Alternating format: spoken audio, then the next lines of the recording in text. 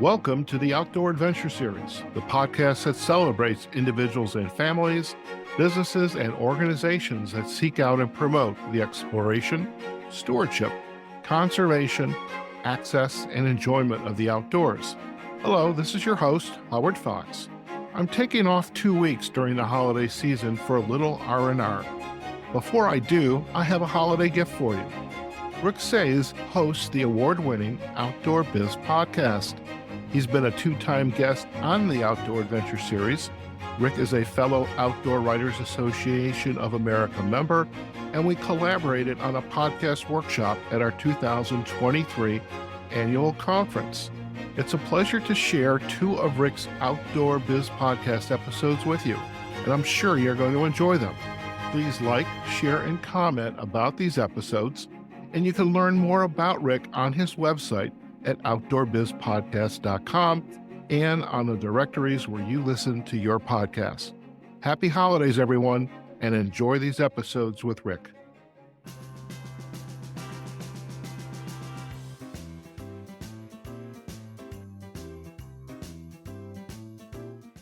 Welcome to the Outdoor Biz Podcast, where each Tuesday, your host, Rick Saez, gathers around the mic with outdoor industry entrepreneurs, brand leaders, founders, and enthusiasts to share stories from the backcountry, the startup files, and the retail aisles. Rick's guests offer actionable advice to land your ideal industry gig, grow your outdoor career, or plan your next big adventure. Subscribe wherever you get your podcasts so you don't miss a single episode. And now, here's Rick. Hey everyone, welcome back to the Outdoor Biz Podcast and episode 408 with Elisabeth Brentano, brought to you this week by 4-Wheel Campers. Elisabeth is a writer, photographer, and producer based in Southern California. Her wanderlust has taken her all over the world to capture travel and environmental stories, and as much as she loves shooting natural wonders in far-flung places, these days she prefers road tripping through the last remaining patches of the Wild West. Her love of travel and nature shines through in her work for tourism bureaus, environmental nonprofits, and publishers. And she's also worked with global brands like Adobe, Marriott, and Samsung. Her goal is to push her clients to invest in more purposeful projects, and she is always looking for ways to incorporate sustainability and conservation practices into her commercial work. Welcome to the show, Elisabeth. Thank you for having me. Yeah, you got some exciting stuff going on. I'm looking forward to chatting with you about that. But let's start with a little bit about you. You're a writer and a photographer and a producer based in Southern California. Your travels have taken you all over the world. Where does that wanderlust come from? Oh, my love for travel definitely comes from my mom. She was always the one who planned trips when I was a kid, whether it was national park road trips or going to some far-flung place and getting stuck up the side of a mountain in a rental car. Wow. She's the adventurous one. And we actually try to do about 1 trip a year together. We just got back from Arizona. We did a mix of hotels and farm stays. We definitely like to be off the beaten path, and we look for unique accommodations. So she's definitely the big inspiration there. I will say this, though. So she's very well traveled. She's fun, but she's not particularly outdoorsy. For example, I could never get her to come camping with me, and that's okay. Huh. And so for the first 30 years of my life, I wasn't very outdoorsy either. And it was something that I really kind of discovered during a difficult period of my life where I kind of found I really healed from being in nature and hiking and also picking photography back up. It had been a hobby for me in high school in my early 20s, but yeah, I didn't go camping for the first time until I was 30. Wow. And I didn't do my first hike by myself until I was like 31. So, and like, to put that in perspective, I'm going to be 40 this year. So I'm really kind of a late bloomer when it comes to outdoor adventure travel, which is pretty much all I do now. So what? Yeah, how did you go camping? What was that first? How'd that happen? I went with my childhood best friend. We hiked the Narrows in Zion. And then we went camping at Lake Powell after, and it was just one of those trips that just really stuck with me. And I remember saying to myself, I want more of this. I need more of this. Pretty inspiring place for your first trip. Awesome. Yeah. And I actually wrote one of my favorite pieces I've ever written was for Visit Utah, documenting or sort of chronicling my first trip to Utah a couple months before that. And then this follow-up trip with my friend in the Narrows in Zion, and then to Lake Powell. So it's, yeah.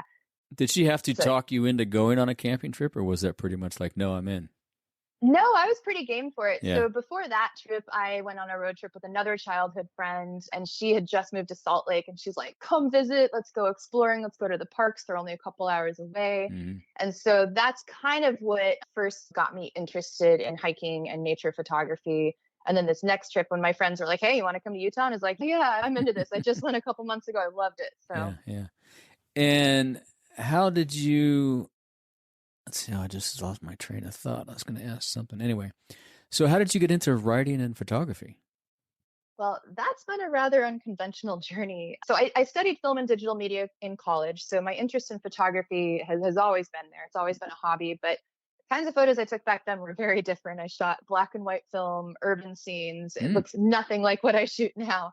And my goal back then was to produce documentaries. Oh, interesting. And so, yeah, I moved to LA in 2006 and I took the first production gig I could get, which was working as a production assistant at Entertainment Tonight and The Insider. Not exactly the documentary space, but within 6 months, I had my own cubicle in the newsroom and I was producing sweep stories and I just got sucked into that industry. Because that's the thing, if you hustle, especially in Hollywood, you're rewarded. Yeah. And the more you're rewarded, And you work all the easier it is time, seems like. Yeah, and you work all the time. I was working like 70, 80-hour weeks. Yeah, I bet. And the more you're rewarded, I think the easier it is to forget that your work isn't remotely fulfilling. So too busy out there doing it. Yeah. And I mean, the thing is, this is also around the time, though, that blogs had exploded. And I knew that if I wanted to make more money and get promoted and also learn new skills to make myself even more valuable, that switching over to digital publishing would be my golden ticket. So after about a year and a half of working in TV, I took a position as a blogger at a popular entertainment news site. And by the end of the year, I was a senior editor. So not only does this give you an idea of how hard I hustle, but that's where I learned how to pitch, write, produce, and package content. Everything. And that's really, that's helped me so much with my job now. And so this is where the story starts getting a little weird. So flash forward 6 years, it's late 2014. And I'd been at that job for six years and my hours got cut in half. We had some big budget cuts. A couple people got fired. So I was lucky I didn't get fired. And at first I was devastated because this was not on my, this was not part of my plan. Well, and even so, as your friends and colleagues get let go and stuff, it's kind of pretty emotional. It is. And it was just, I felt. And then you feel bad because you're the only one of the few that got left. It's like, oh, geez. Yeah. And I also felt kind of betrayed by my boss because I was like, really? I put in so much work for you over the years. And like, I would have your back. But again, I didn't get fired, but it actually turned out to be a blessing in disguise. Because remember, if you match up my professional life with my personal life, by late 2014, I had gotten really into the outdoors and I'd also picked photography back up. And so there was this perfect storm of having the part-time income, free time, and a newfound interest in travel and the outdoors. And that was it's this recipe for success as far as pursuing freelance projects. Yeah, so, right. It helps too. Yeah, exactly. And I didn't have a portfolio, but so that's easy. Yeah. So I started with food blogging and it was actually really fun. I worked for a site called Tastemade. Most of what they do now is videos that are like 3-ingredient recipes or rainbow no-bake cheesecakes. But then I started pushing travel ideas on my pitch lists and they started approving them.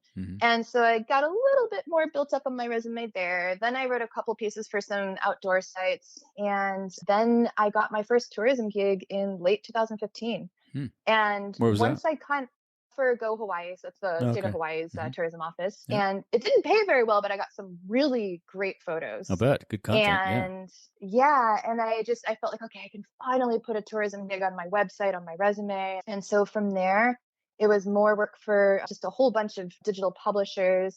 And then by about 2017, my Instagram account blew up a bit. So I was also working with some outdoor brands and dipping my toe in the influencer space. I kind of decided it was a little too slimy for me. So I backed out. Nothing against influencers. You guys do a great job, but it's not for me.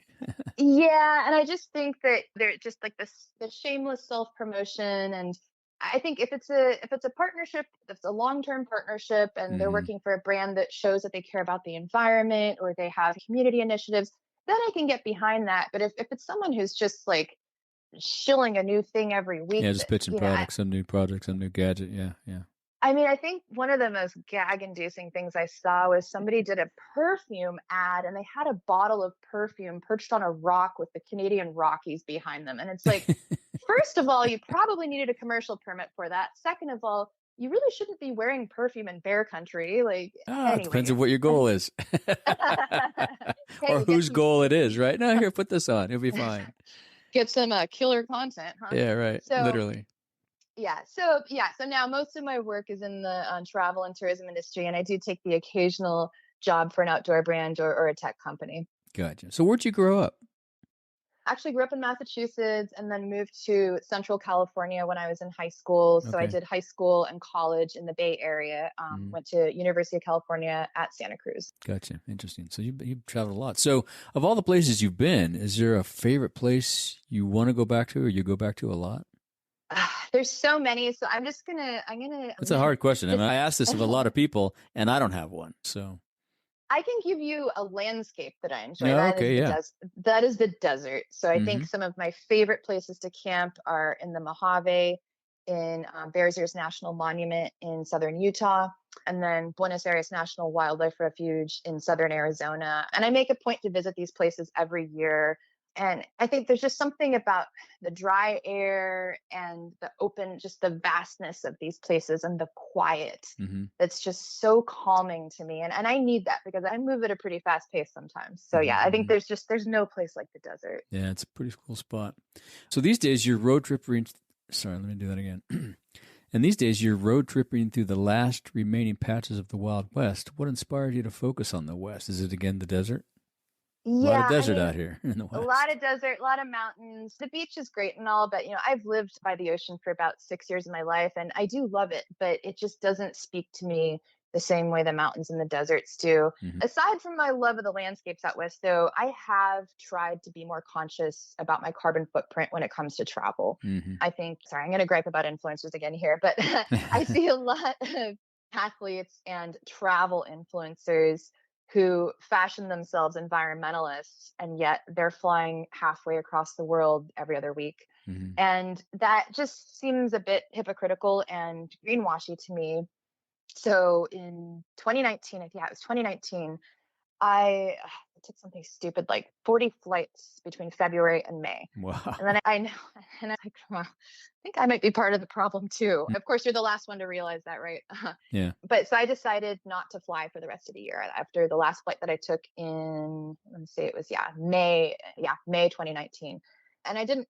And I said, from this point forward, I'm only going to take 1 or 2 personal international trips and then 1 or 2 international work assignments. And I'm going to be very selective about them. Simply put, I want my actions to reflect my commitment to the planet. And then COVID happened. So Fix that. I didn't fly for 2 years. Yeah. And it felt like I was vaccinated and everything. I was just like, I don't know about getting on a plane right now. People were going crazy, and air travel has definitely changed a lot too. So yeah, since spring of 2022, that was the first flight that I took as a domestic flight. I think I've only flown about 5 times. And I think it's easy for those of us in the travel and outdoor and media industries to justify excessive flying as just, it's part of our job and we can get away with it. But I think it's also easy to just make a conscious effort to cut back. And so that's kind of what I hope to do with my work as far as, showing all the amazing places that we have here in our backyard. And of course, I am road tripping via truck, but, I have solar power on my truck. I'm pretty conservative with water. I like to post up in places for a long period of time and support local businesses. So those are all sort of elements of sustainable travel that I really like to share with others and encourage them to follow suit. Yeah, that's a pretty challenging issue for those of us in the outdoor adventure space, because I was reading something the other day about Chevron, and they're doing some environmentally proper thing, but it's like, but you guys aren't doing enough. And I don't care if it's Chevron or the airlines or whoever, until we make it really difficult to access and use fossil fuel products, we're not going to get away from it. It's still too easy. And I don't know what the answer, we could do a whole podcast on that, but sometimes I just read these things. It just drives me crazy. It's really hard, but we do the best we can, right? I mean, it's all you can do. Yeah, and that's the thing. I think there's a lot of individuals out there who are doing a really great job Yeah, there are great sharing things what they're going doing, but I on. feel like companies really need to step it up. And so Yeah. that's something that I've kind of been pushing a little bit more with some of my projects, and just not in too much of a cuckoo crazy granola kind of way, but just saying, hey, like this could be a really relevant opportunity for you, Hmm. and just like kind of seeing where to gauge their interest from there, to see if you put it out there with a menu of options saying, if you really want to make a big commitment, you could do this. But if you want to start small, you could do this. Hmm. Yeah, and that leads into my next question. You have a goal to push your clients to invest in more purposeful projects. How has that been received by your clients? Do they respect it? Do they line up to it? Do some of them go, yeah, we're not there yet? How's that going? It's All of the been above. it's been a mixed bag. And first of all, I think I should clarify, when I say purposeful projects, I mean projects rooted in sustainability with an inspiring story. I think you can certainly have inspiring stories that are purposeful about mental health and diversity, A but lot of my things. Yeah. focus, yeah, exactly. But my focus has pretty consistently been the environment and sustainability. And so those are the kinds of projects I pitch. Okay, so to answer your question, though, I'll begin with the positive here. My clients in the tourism industry have been very receptive when it comes to producing and sharing media focused on responsible recreation, supporting local businesses, even promoting nonprofits that educate and offer volunteer opportunities. 2 years ago, I wrote a blog and produced a short video for Visit Greater Palm Springs about a wonderful nonprofit here in the Coachella Valley, Friends of the Desert Mountains. And it was one of those projects where I was like, oh man, why can't every one of my clients be so interested when I pitch them something like this? It Yeah. was just, so it's really encouraging to see a lot of folks in the travel industry stepping it up and recognizing that they need to make more of a commitment. Outdoor brands, on the other hand, that's been a harder sell. Interesting. Really? Yeah.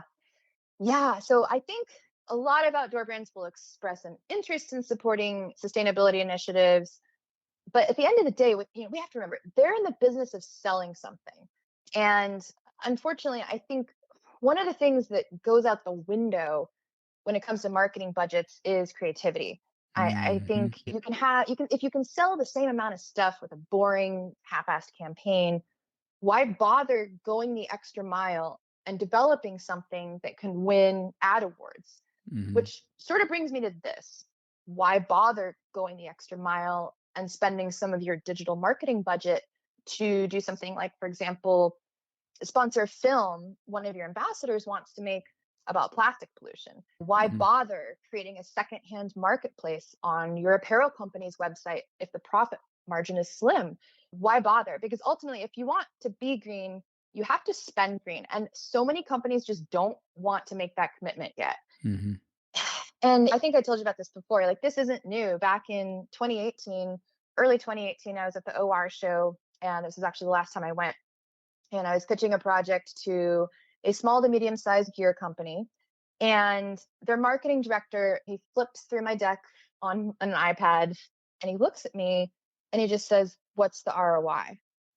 And I'm like, first of all, I spent quite a bit of time on this deck. Yeah. And I basically was like, well, you get content highlighting your brand's commitment to a relevant environmental cause. Yeah. You're supporting a legit 501c3, and you'll be giving a grant to someone to help continue this project next year. That was the whole idea. Like, I would kind of kickstart it, and then Hmm. another ambassador would take over the next year. Hmm. And this is like maybe a $12,000 project. It was, and that's like, and like, I looked it up. That's his salary for like 2 weeks. I Yeah. didn't Right. say that, but, Yeah. and he's like, well, I just don't see a value. And then I'm thinking to myself, well, maybe you guys should take that sustainability tab off the top of your website, Hmm. because everything in there is just pure fluff. And Hmm. I'm not asking brands to be charities. I understand how this works, right? But we're also seeing a shift. And I think customers want to support brands who show that they're invested in our future. And they're also getting smarter about it. Yeah. Well, I think at the Um, end of the day, the consumer is going to drive the bus. I mean, I think I've worked for many of these brands, and a lot of these brands are now publicly traded with a bunch of brands under one umbrella. And I think once you get that publicly traded mantra going, and you're beholden to a different master. And even though you want to do all these other things, it's the share price that drives the bus. It's the profitability that drives the bus at the end of the day. And I sat in product meetings as a product manager, as a sales guy, and had similar experiences, and it's going to be really hard. And that's our connection to the little world of outdoor brands, right? And I don't know what the answer is. It's the same thing with the car guys, right? Or the Chevron making fuel. They're still, what drives the bus at the end of the day is gas. And until the consumer comes to the table and starts demanding and quits shopping there, it's not going to change, I don't think. It's going to change microscopically, I should say, because it is changing, but it's so slow and so small. So Yeah. that's a tough one.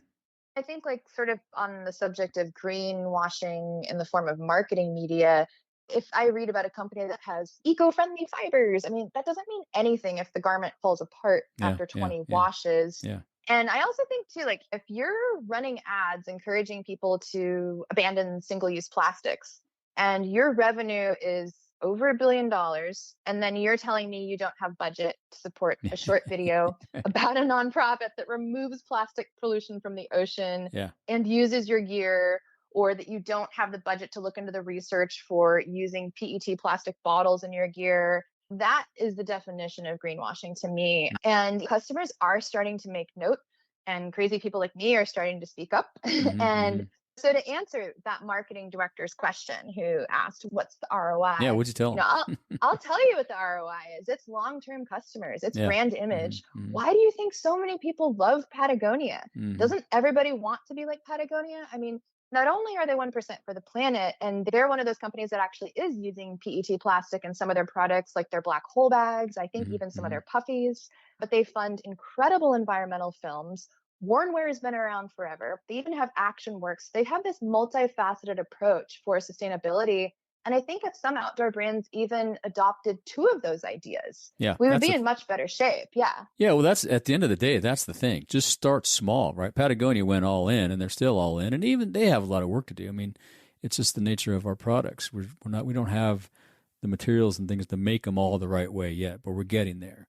But I think if you're right, if you just start small, do 1 or 2 things, and start local as well. Start in your local headquarters in your local community. You don't have to roll it all out to the major outdoor industry at once. There's a lot of things they can do. And we're going to get phone calls, or I'm going to get emails about this, but there's a lot of folks that are doing a lot of great things. So don't get either of us wrong, folks. We know that there's a lot of people working on a lot of great things. I think our point is that it just needs to be better and more and faster, because especially the young people like you look at the future, and I'm 63 years old. I don't have a long time left on this planet. I feel sorry for my niece and nephew. Until we start changing this stuff quicker, there's no shot. So anyway, so much for the doom and gloom. So let's shift gears a little bit. So one of your clients is 4-wheel campers. How did you connect with them first? Yes, this is a funny story, actually. I got a truck in late 2020, and I had a truck capped for about 1.5 years. And I knew that I wanted to upgrade that setup. And I looked into some truck campers that are pop-ups. What are the ones that go up at a 45-degree angle that kind of mimic more of a rooftop tent, and then the full-on pop-ups. I've kind of done some research, and I was like, I really want to pitch 4-wheel campers and see if they'd like to work together. But then they ended up reaching out to me first. Oh, cool. And I was so unprepared, because I'm like, I haven't even figured out what kind of camper I'd want, but they can make a custom one for you. Well, and they quite simply, they asked if I wanted to be on their ambassador team. I'd been following them on social media. We'd been friendly. They knew I had a truck. And I think they were also wanting to include more women in their ambassador program, which I really applaud them for. Right. I feel like we're definitely underrepresented in the truck camper space. And so I was thrilled. But what really sold me on the idea of a long-term partnership was the first conversation I had with them about what this ambassador agreement could look like. I asked them, I said, what are you doing for the environment? And they were like, and I said, I got an idea for you. I said, why don't we add a volunteer events program to your community, which is already big on events. And instead of asking, what's the ROI? They said, how do we do it? How soon can we do it? Yeah, no, they're into it. Yeah. And that's when I knew it was going to be a dream partnership. And so the way that I pitched it was just say, let's look at the model that you have for your owners' rallies, which are very successful. And 4-wheel campers provides food, camping, beverages. But Wow. let's do this on a much smaller scale because I don't want to organize 150 volunteers. Let's scale this down to about 25. Right.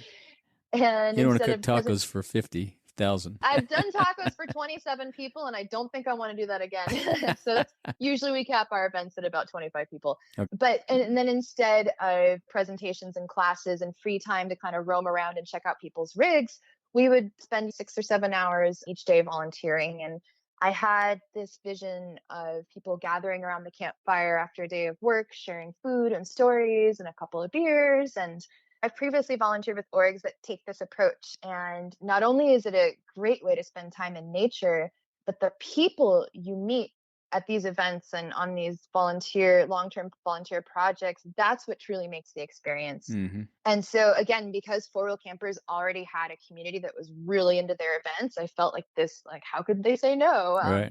And so they loved it. And so we just kind of sorted out some details as far as what my responsibilities would be, vetting the nonprofits, picking locations, securing camping in some cases, permits, everything down to porta potty rentals. Wow. And then I said, you guys are in charge of food and beverage though, because that's like, I didn't have as much experience with event planning, and it just worked so seamlessly. And and then the other part of the deal was, I want you Four Wheel Campers to make a small donation to each nonprofit we work with. Cool. And so then on the media side of things, I would organize all the promotional media and then document the events with photos and blogs. And then they would give me access to their digital channels to share everything. And it's just like, I felt like, it's not like it's the best idea ever. It's not the most original idea, but it worked really well for them. It worked really well for their community. And in the proposal I sent them, I suggested Buenos Aires National Wildlife Refuge in southern Arizona as an ideal spot for our first event. We'll just refer to them as Friends of Banwar from now on, because that's what they go by. Gotcha. I had volunteered with Friends of Banwar, and I actually profiled them for a piece for Arizona Highways. So I knew they were legit. I knew that the kinds of projects they'd have our volunteers doing would be really perfect for us, as far as installing fencing, helping with erosion control, trash pickup, putting in fire pits at some of the campsites. Like, if you're outdoorsy and you want to volunteer, this is a match made in heaven. And kind of the cherry on top was the fact that their group campsite it's just incredible. It has these amazing views of the mountains. There's so much space. You can hear owls hooting at night and coyotes howling. And it's just, it was like, that's going to be our first site. And a few months later, just 2 weeks after I had my truck camper installed, we did our first volunteer event in Banwar. And I was so nervous because we had a couple people cancel. And I was like, oh my God, what if nobody shows up? Yeah. We had about 14 or 15 people show up. And other than the turnout being a little lower than what we had expected and some extra beers, everything went really well. Great. And Dan, who's now the president of Four Wheel Campers, and Melanie, who also works in their sales and marketing, they came to that first event. They've come to almost all of the events since then. And so they're the ones helping me with the food and beverages and kind of helping everything run smoothly. And it's so wonderful to be able to work with them, but also to know that like they are just as invested in this as I am. So we got the ball rolling on our next event shortly after that. And so a few months later, we worked with the Tahoe Rim Trail Association on National Trails Day. And then a couple weeks after that, we began our partnership with another Tahoe-based org, Clean Up the Lake. We were supposed to have an event, but we got rained out. But that was about when our partnership began, because we donated a Project M pop-up to the org a little bit later that year for use on their research truck. Oh, cool. And so obviously they do a lot of research and pilot missions all over the Sierra Nevada. And so having a rig where they can send one of their researchers out and they can comfortably camp, but then also have a ton of room for storing scuba tanks and bags of debris. Right. So it's like the perfect work rig for them. Yeah. So is this now your Nature Now stewardship program? This is what that's evolved into? We've decided to rebrand that as the Nature Now because we are looking to expand. So we've been doing, if you count the cancellations, not the cancellations, if you if you count our canceled event in Tahoe that got canceled due to rain, Yeah. we still had a dozen people show up in pouring rain who were like ready to go. Oh, I bet. Okay, Yeah, it's outdoor folks. this is okay. Well, rain I was doesn't like, scare guys, us. Even snow, I'll be there. yeah, and it was kind of windy too, though. And so because this is an underwater cleanup, the org is like, yeah, we can't go out in the boat when it's like this. Yeah, so right. but it was really, again, so encouraging that even when it was dumping rain, we had a dozen people show up. So we've been doing about 2 to 3 events a year, and beginning next year, we are looking to expand that to 4 to 5. We have 2 new nonprofits we're going to be working with in 2024. Currently planning events with them right now. One is Keep Tahoe Blue, and the other is the Mojave Desert Land Trust. So we'll be doing a cleanup with the Mojave Desert Land Trust in April, hopefully. And then with Keep Tahoe Blue, we haven't locked down a date just yet. I'm actually talking with them next week about that. So cool. Again, really excited about adding those 2 orgs to our 501c3 nonprofit partner list. We're also hoping to team up with the Tahoe Rim Trail Association again. So that's why we decided to rebrand these events as the Nature Now Stewardship Program, because we are looking for brand partners to help us expand this program. And because this is bigger than just us, we're not looking for a pat in the back. We want to make an impact. And the way for us to do that is to work together with other brands, pool our resources, and invite more communities to be a part of this. So how many brands are involved now? So it's pretty new. So right now it's just us. I actually just finished a proposal 2 weeks ago. Okay. And right. I sent it to a couple. Yeah. Still very new. So I sent it to a couple brands I'm friendly with. Right now, I know people in their marketing department. Yep. And it was kind of more like, feel free to give me some feedback on this. And so far, the feedback has been really great. And I'm going after everyone from small 1% for the planet companies to big brands who make more than $1 billion a year. So yeah, if you're in the marketing department, an outdoor brand, and you want to work with us, please hit me up. Shameless plug. Shameless plug. That's what this is all about. At the end of the day, we're all about making this better for everybody, I think. So yeah, that's pretty cool. Yeah. I know the Outdoor Biz podcast community is an active bunch that appreciates getting to far-off trailheads, climbing remote crags, reaching secret fishing spots, camping in ski area parking lots, and hitting rugged surf spots. Since 1972, 4-Wheel Campers has made truck campers that are simple, low profile, lightweight, and can stand up to the most challenging terrain. With 3 different pop-up camper models ranging from $11,000 to $70,000, you can select from a wide range of styles. Products include the slide-in truck camper, the flatbed truck camper, and the Project M topper pop-up camper. 4-wheel campers are built to last through decades of harsh environments. Aluminum welded frames, one-piece aluminum roofs, and aluminum siding offer owners the ultimate design and quality for longevity.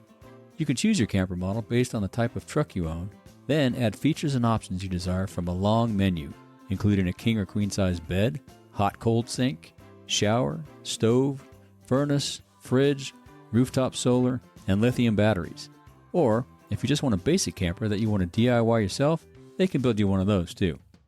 4-Wheel Campers gives you the freedom to design and build your own pop-up camper to fit your specific needs. Visit their website and start designing your custom camper today. Go to 4wheelcampers.com and start building your custom camper today. That's 4wheelcampers.com. Now let's get back to the show.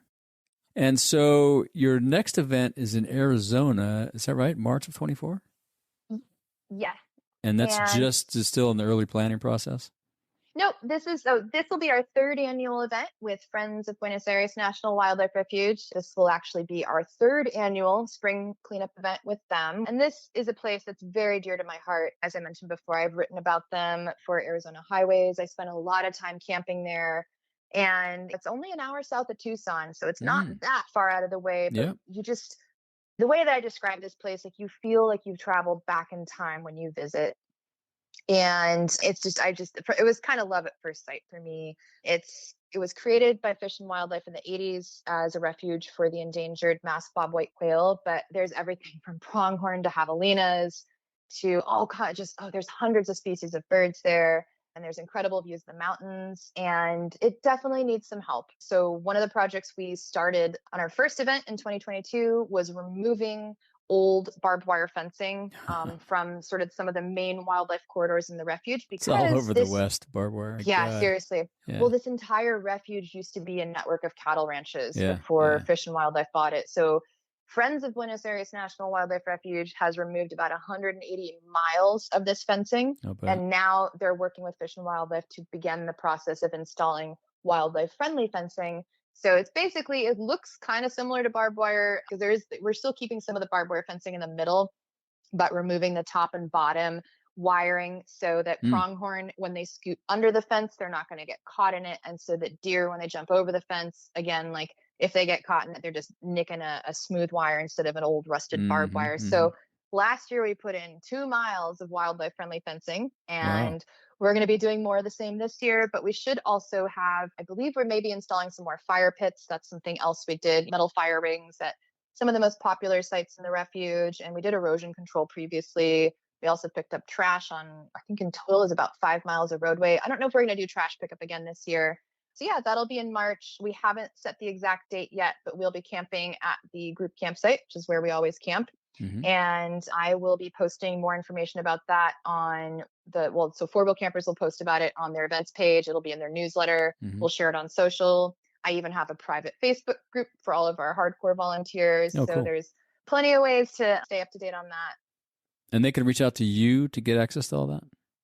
Yeah, so if you follow me or Four Wheel Campers on social media, if you sign up for their newsletter, and if you just check the events section of their website, as soon as we finalize these event dates for our volunteer projects, they're up on the Four Wheel website. So I expect we should, and maybe about in the next month or two. Usually I can't confirm exact dates until 60 days out, just because we're working on federal land, and so there's some formalities involved there, but we've just been very lucky that this is a work site that we've been able to visit every year. And we have a lot.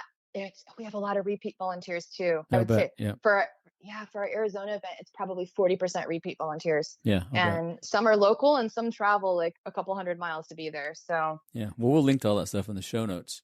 Awesome. Yeah, and for folks that can't make it to one of these events, do you have any suggestions on how they can get involved or do something in their local areas? Yeah, I think I'm so glad you mentioned this earlier, because that's what the advice I always give is the number one way to get involved is start on a local level. If you just see like the state and regional parks in your area, what nonprofits or community organizations might work to support them, and if they have any sort of volunteer opportunities. And then if that isn't an option, I would say find a topic that interests you, learn as much as you can, and then share that with others, whether it's sharing on social media, talking about it with your family over the holidays. And when you become really passionate about a subject and you do the research, I find it's really easy to get involved with people online. And then from there, they'll have resources for volunteer events in that space where maybe it's something you only do once a year. But if you find a zone you're like, ooh, this is really what I want to be doing, that's helpful as well. Yep. And get involved. I mean, there's places in your local area. There's places that are maybe slightly outside your local area. Just your local park. I mean, everybody needs help these days because the money just is not throwing freely. That's tough out there.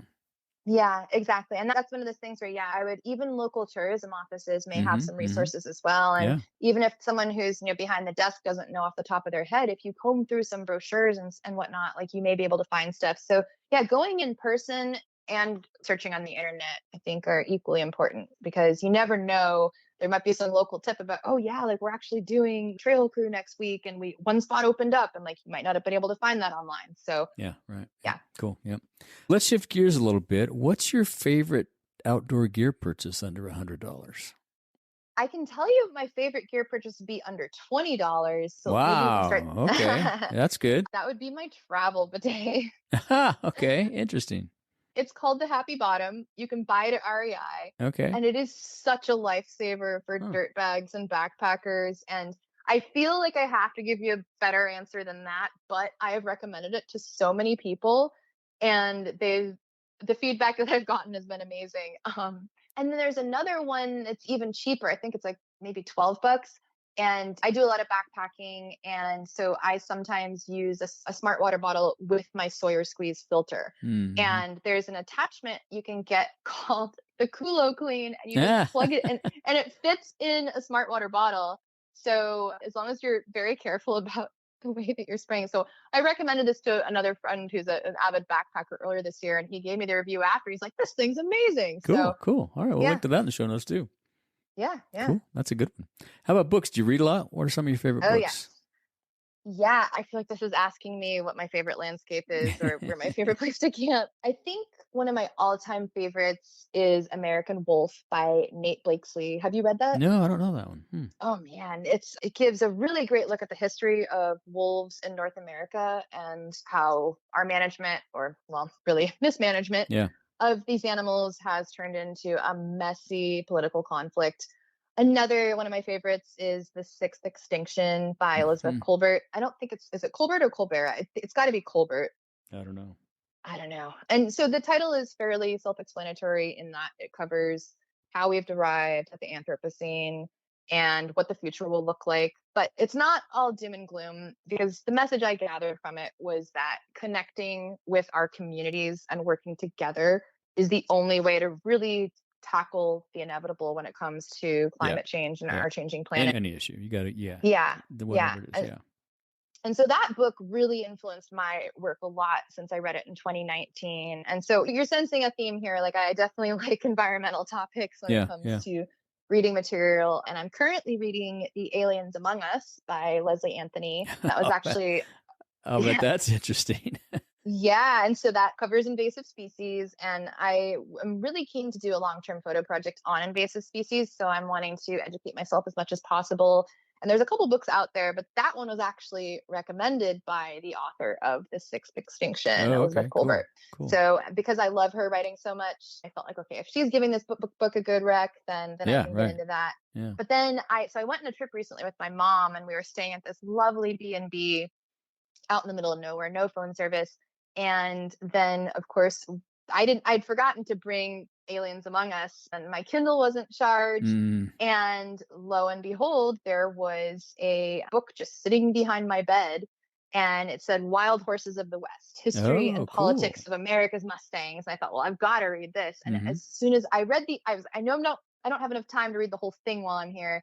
But I read the intro, and then I read one of the chapters that I knew was going to be most interesting to me to see what the author's perspective was. And immediately I ordered the book online. So that's another one. Okay. And that is by Ed de Stegur. I'm probably butchering the pronunciation of his name, but he's a former professor at the U of A. It was put out by the U of A Press. And so I've ordered that, and that is next on the list. So cool. Those are great. Yeah, those are great adds to our collection. We have quite a long list of books our guests have recommended. So thanks for that. I appreciate it. Yeah. As we wrap up, is there anything else you'd like to ask of our audience or say to our audience? Yeah, I think just kind of going with the theme of some of what we've talked about earlier is to ask folks to really consider their impact when it comes to outdoor brands they support. Look for the brands who are doing more than just using their marketing media to claim that they care. Look for the brands, big and small, who are really doing the work when it comes to caring for communities and for the environment. I like supporting companies who put their money where their mouth is, and I'd love to see more folks doing the same. And also, if you're a small brand and you are already doing this, like, there are people out there who want to help you succeed. So don't give up. Don't give up. Yeah, no, I think a lot of them know that. Yeah, that's why they exist. Yeah. And if people want to follow up with you, what's the best way to do that? Yeah, I don't post that often on Instagram, but that's probably where I would post the most. That's Elisabeth on the Road, and I'm Elisabeth with an S. And you can also check out my website, which is elisabethbrentano.com. That has some of my favorite photos and some recent articles, like a piece that I wrote for Yeti documenting a float trip on the Rio Grande, which is just amazing. Some stuff for some of the tourism offices I work for. It's good for trip inspiration. Yeah, cool. Yeah, and if you see me out on the road, come say hi. I won't bite. Awesome. Cool. Well, we'll link to all that stuff in the show notes. And I look forward to meeting you in person one of these days at one of these events coming up in 2024. Please come to one of our cleanups. I plan on awesome. it. I plan on it. We work in beautiful locations. It's awesome people. If you open up our cooler, you'll be very impressed with the selection of craft beer and wine. So we like to keep our volunteers happy. And thank you again for having me on your show. Yep. Thanks for being here. I appreciate it. Thank you for joining us on another episode of the Outdoor Biz Podcast. Be sure to visit our website, theoutdoorbizpodcast.com, where you'll find show notes with links to everything we talked about and more. Subscribe wherever you get your podcasts so you don't miss a single episode. And while you're at it, if you found value in this show, we'd appreciate a rating on iTunes. Or spread the word and tell a friend about the show. That would really help us out too. Be sure to tune in every week. And thanks again for listening to the Outdoor Biz Podcast with Rick Saez.